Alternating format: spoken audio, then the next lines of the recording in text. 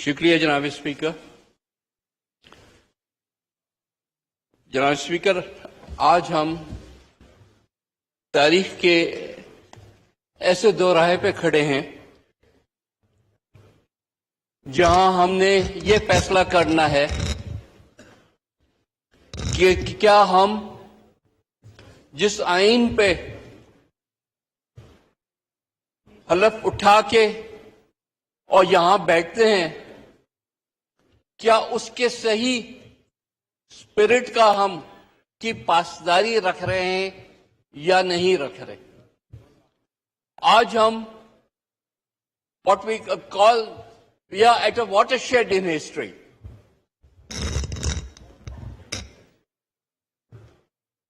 The Constitution of Pakistan is based on the pillars of trichotomy of power. It is based on the pillars that each of the institutions that the Constitution envisages work within their own silos. Each has its own task, and each should be. Fazal मेम्बरान, आपने अपने नशिस्तों पर तशरीफ फरमा हो जाएं। जी जारी रखें नवीद कंवर साहब। Each should be taking care of protecting this Constitution, not to violate the Constitution in the name of the Constitution, but to carry out the spirit in which the framers in 1973, under the guidance of Shahid Zulfikar Ali Bhutto, had given this Constitution. Unfortunately, we have seen that historically there have been encroachments on the turf of each institution by another for a very, very long time due to multiple martial laws that we have seen in this country. It was the executive that was overpowering, and the other institutions, including the judiciary and parliament, were seen as subservient to the executive authority. And that was something which was not only opposed, but for which a struggle was launched by all the political forces at different points in time. Particularly, to paraphrase Winston Churchill, if the courts in the country are functioning properly, then there is no danger to the country. This he said during the Second World War. And under that spirit, the struggle for giving the powers that were due to it, the judiciary, was launched. Particularly when the dictator, General Pervez Musharraf, tried to gather all the powers under his wing and to decapacitate the members of the bench under the then Chief Justice Iftikhar Chaudhry. The political forces rose up.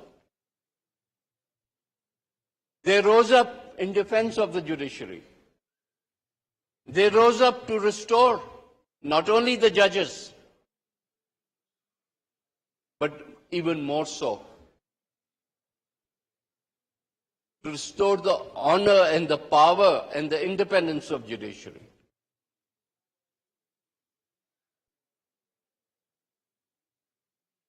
And once that was successful, once the judiciary had not only regained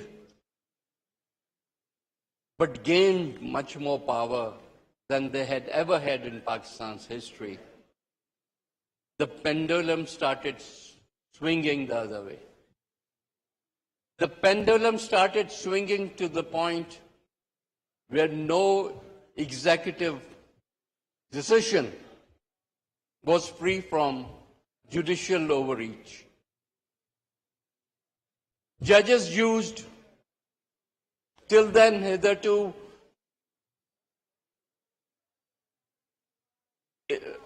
the power of suo motu, which they invoked to interfere in the day-to-day affairs of government, regardless of which government was in power. They used this to invoke the normal day-to-day business, the transfer and postings, which is entirely the prerogative of the executive, because if they can't even place the officers of their choice in particular places, then what authority or what power do they have? Order in the House, please. No cross talk. तशरीफ रखें और please house में एक दूसरे के साथ बात ना करें. अगर बहुत जरूरी है तो आप लॉबीज में जा सकते हैं बात करने के लिए. तशरीफ रखिए. आपकी बातों से स्पीकर जो है वो डिस्टर्ब होता है. This overreach then took on entirely new concepts. The overreach took another level when, under the suo motu powers, the then government of Yusuf Raza Gilani was dismissed. The fact remains that the Constitution gives only one and only one way of removing a Prime Minister and his cabinet, which is when this House, and this House alone, votes that Prime Minister out. They vote him in and they vote him out. But a backdoor was found. A backdoor was found to dismiss a Prime Minister through judicial overreach, using some things which were put into this constitution not by the original framers, but by a military dictator.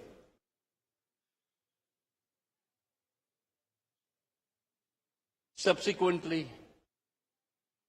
another Prime Minister was also dismissed by using these powers. If that's not judicial overreach, is that the constitutional concept of voting in Prime Ministers and voting out? Have you ever heard of a British Prime Minister being tried by the courts of UK and dismissed so that somebody else can be brought in? But yet these were done. These things were done. At whose behest and to whose benefit? Courts, unfortunately, became politicized. Courts, unfortunately, started taking political sides instead of sticking to the letter and the spirit of the Constitution. They started behaving like politicians. They started playing politics almost on a day-to-day basis. The tool of suo motu powers was abused again and again. And I must say that we take the blame for not having acted in time. Because when the Constitution gives certain rights to the judiciary and the Chief Justice, it does not give other rights. It does not give the right of suo motu decisions without any due process of law taking place. and no right of appeal. Only Allah Ta'ala has the power where there is no appeal and there is no due process. And yet in his own ways, he does have a due process. But this power was usurped in order to take decisions. It's perfectly true that there were times when a larger public good was taken into consideration. But the Constitution itself talks about a due process, that no decision can be taken without due process, and yet suo motu has no due process. One person can decide. A case may be at trial court level, a case may be at high court level, but yet you can scuttle the entire process and just take it directly under the suo motu powers. And once you have decided, there's no right. You cannot appeal to anybody. You cannot talk to anybody else. And that has got a finality. This is not something which either the framers of the Constitution has envisaged, nor should the Parliament tolerate.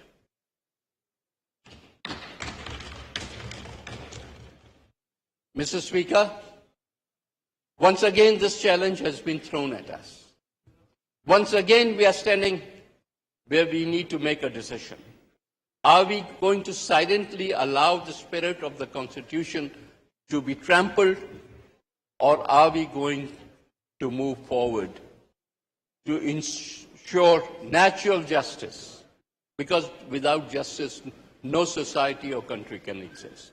And natural justice only says that when you are questioned on something, you are accused of something, then you should have a full power and the right to present your case.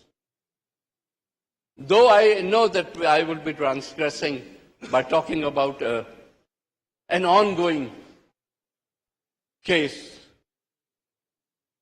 yet is it not fair to ask that if my fate is to be decided, if my fate, there's a decision being made about how long the assemblies will last, how long the elections will take place, and under what circumstances, and I'm not even being given a right of representation. I'm being denied. The political parties are not even being allowed to stand up and present their case. Then what should I expect? What kind of a justice should I expect for myself?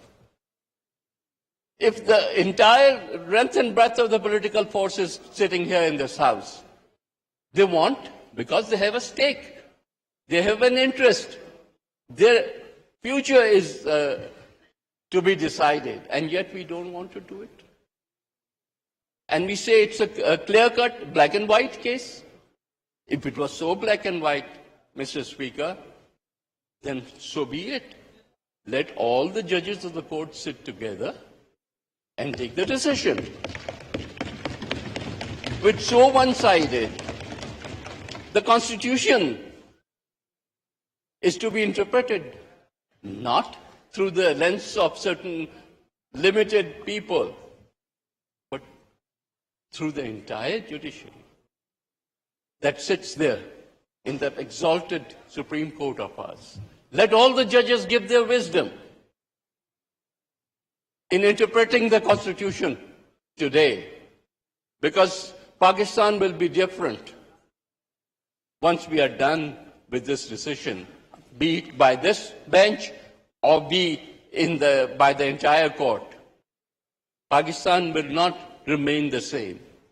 So let us make a decision which has a permanence, which is accepted by the entire 220 million people as being a fair decision.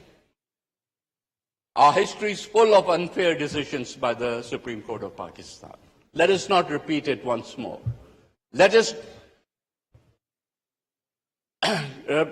tear away those pages which gave us the concepts of doctrine of necessity and which hanged elected prime ministers and which dismissed one after another prime ministers. Let's have a fair deal here.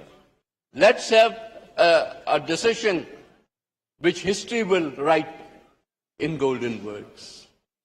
This is an opportunity for the Supreme Court of Pakistan today. And this is also an opportunity for Parliament today. Both the institutions have to rise to the occasion and give us decisions that have a longevity and that are acceptable to the entire nation. Thank you very much, sir.